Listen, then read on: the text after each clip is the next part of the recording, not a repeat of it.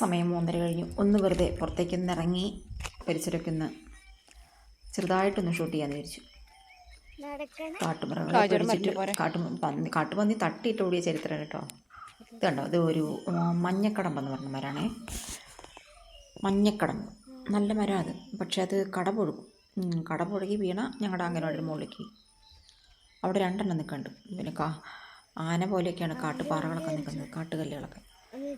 ഈ പരിസരത്തുനിന്ന് ഒരൊറ്റ ആളുമില്ല, വീടില്ല.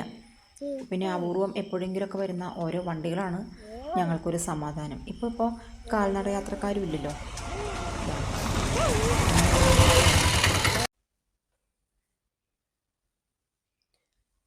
ജോലി കഴിഞ്ഞെത്തിയപ്പോൾ എനിക്ക് നിങ്ങളോട് എന്തെങ്കിലുമൊക്കെ ഒന്ന് സംസാരിക്കണം തോന്നി.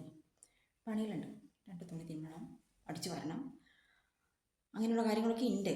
എന്നാൽ പോലും എനിക്ക് നിങ്ങളോടൊന്ന് എന്തെങ്കിലും ഒന്ന് സംസാരിച്ചിട്ടാവാമെന്ന് വിചാരിച്ചു. മോനെ കൂട്ടിയാണല്ലോ വന്നത്. അവൻ്റെ അച്ഛൻ്റെ വണ്ടി കണ്ടപ്പോഴത്തേക്കും കൊണ്ട് ഇറങ്ങിപ്പോയി. അച്ഛൻ അവിടെ ഉണ്ടായിരുന്നു. അപ്പോൾ അവൻ കൂടെ ഉണ്ടെങ്കിൽ അവൻ്റെ കാര്യങ്ങളൊക്കെ നോക്കണം. അവൻ ഈ വണ്ടിയുടെ സൗണ്ട് എവിടെയെങ്കിലും കേട്ടാൽ മതി, അപ്പോഴത്തേക്ക് ഓടും റോഡിലേക്ക്. എനിക്കത് പേടി, കാരണം മോളിൽ നിന്ന് ഇങ്ങനെ വണ്ടി ഇറങ്ങി വരുമ്പോൾ നമ്മൾ അറിയില്ല. പിന്നെ ചെറിയ ചെറിയ കാറ്റുണ്ട്, ആ കാറ്റിൻ്റെ സൗണ്ടൊക്കെ കൂടെ ആകുമ്പോൾ എപ്പോഴും ശ്രദ്ധ മുഴുവൻ അവനിലേക്കായിരിക്കണം. ഇപ്പോൾ അവൻ്റെ അച്ഛൻ്റെ അടുത്തേക്ക് പോയതാണ് എനിക്ക് സമാധാനം, ഓടി നടന്ന് പണികളെടുക്കാം.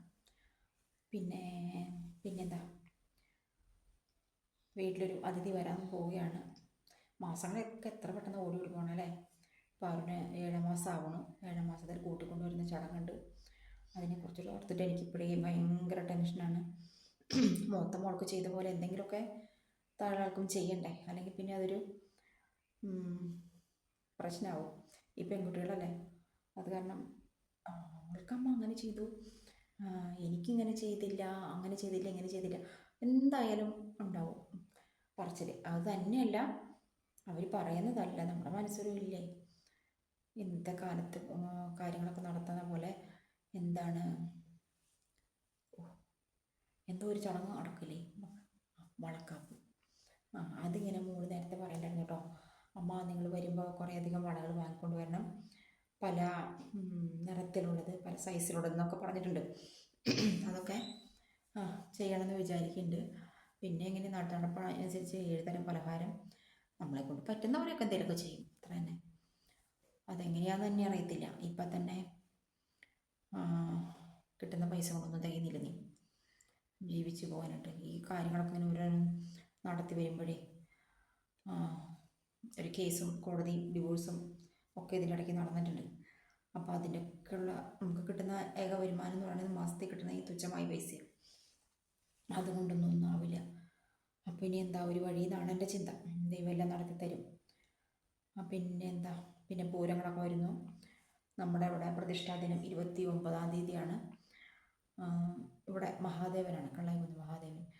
അതിനേക്കാൾ ഒരു അല്പം കൂടി കേമമായിട്ടുള്ള ഒരു പൂരമാണ് നമ്മുടെ അയ്യപ്പൻ്റെ അമ്പലത്തിൽ. അപ്പോൾ നമ്മളെ അവർ കുന്നംകുളംകാർ നമ്മളെ ക്ഷണിച്ചതാണ്, നമ്മൾ പോയതാണ്, നമ്മൾ അടിച്ചു പൊളിച്ച് പൂരം ആഘോഷിച്ചതാണ്. അവരെയും ഇങ്ങോട്ട് വിളിക്കണം. നോക്കൂ എന്തൊക്കെയാണ് എൻ്റെ തലയിലേക്ക് വന്നു പെടുന്നതെന്ന്. ഒരു പറ്റ ആൾക്കാരൊക്കെ പറയേ ഉള്ളതുപോലെയൊക്കെ അങ്ങോട്ട് അവർക്കറിയാലോ പിന്നെ എന്താണെന്നൊക്കെ. പക്ഷെ അതല്ല അതിൻ്റെ ശരി അല്ലേ. എന്തെങ്കിലുമൊക്കെ അല്ലേ, അത് എനിക്കറിയില്ല പറയാനായിട്ട്. അപ്പോൾ വലിയ ഹൈ അല്ലെങ്കിലും അവരെ വിളിക്കുക, ഒരു നേരത്തെ ഭക്ഷണം കൊടുക്കുക എന്നൊക്കെ ഇല്ലേ, അതുപോലെ തന്നെയാണെങ്കിലും ഈ കൂട്ടിക്കൊണ്ടുവരവും ഒക്കെ അങ്ങനെയൊക്കെയാണ്. എല്ലാം നടക്കും എന്നുള്ളൊരു വിശ്വാസം. അപ്പോൾ ഇതൊക്കെ ഇങ്ങനെ എൻ്റെ മനസ്സിൽ ഇരുന്നിട്ടേ എനിക്ക് ആരോടെങ്കിലും ഒന്നും പറയാണ്ട്.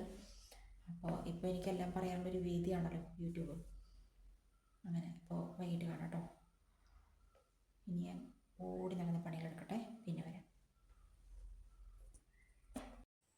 ഇന്നും പതിവ് പോലെ കുളിച്ച് സുന്ദരിയിട്ട്